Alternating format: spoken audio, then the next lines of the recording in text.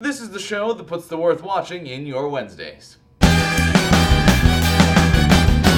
Alright, hello and welcome to this episode of Worth Watching Wednesdays. Today our little bit of movie news is regarding Insidious Chapter 3, the upcoming sequel to Insidious 1 and Insidious 2.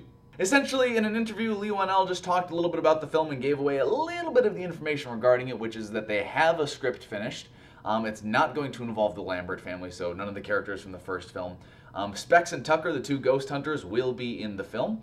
And it's also not going to have anything to do with that last scene that we saw at the end of the second film, if you saw the second film.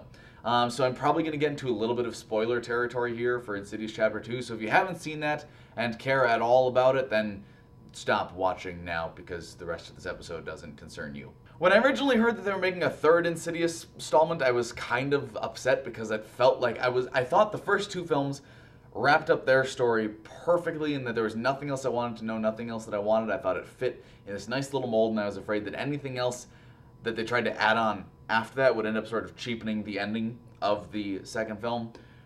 But they say that the Lambert family is not going to be involved, that their story ended in this end of the second movie, so it's all done, which is good. I think that's a good thing. Leave them alone. I think it's smart. And I think Leigh Whannell, I trust to a degree. He seems to be pretty wary of what happens with sequels and what is a cash grab and what's not and things like that. And it sounds like he is involved in the film, at least in some capacity. I'm not sure what, but I trust him to make good decisions in that area and not just start okaying sequel after sequel after sequel after sequel for things.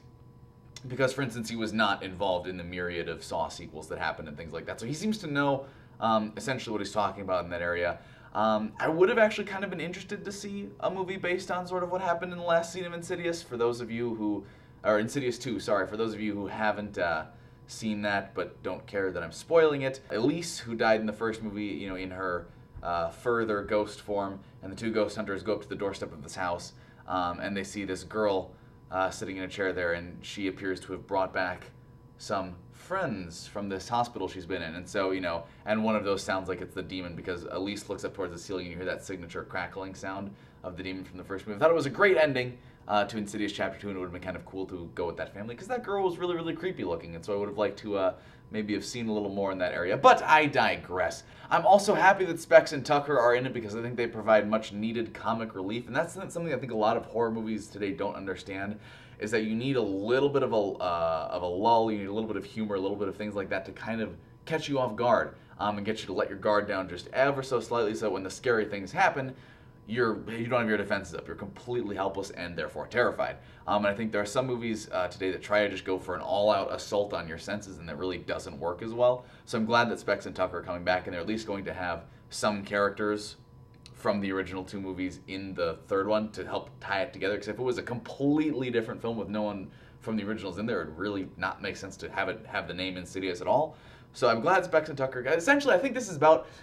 I'm not thrilled that they're making a third movie, but if they're going to make a third movie, this is the way that I would really like to see it happen. I think I'm excited about the direction that they're going to take it, the fact that they are going to introduce new characters, and they're not going to try to tamper with the existing storyline that already wrapped up so nice and clean at the end of the second installment. I'm also happy to hear that they have a completed script, and that they're not just going off and starting filming without a completed script like the studio did for Pirates of the Caribbean 3, because we all know how that went. So let me know what you guys think of all of this news about Insidious Chapter 3. If you saw the first two movies, what do you think about there being a third? And what do you think about the specific news in relation to the third movie? Let me know what you guys think in the comments down below. Alright, thank you for watching this episode of Worth Watching Wednesdays. Yes, there was no review today because our movie news ran a little bit long, but we will have another review for you next week. Also, if you haven't already, check out the Worth Watching podcast. It is coming out every Monday right here on this channel. It's audio only, so if you don't want to watch something, but you just want something to play in the background while you're doing other things, filling out boring forms and such,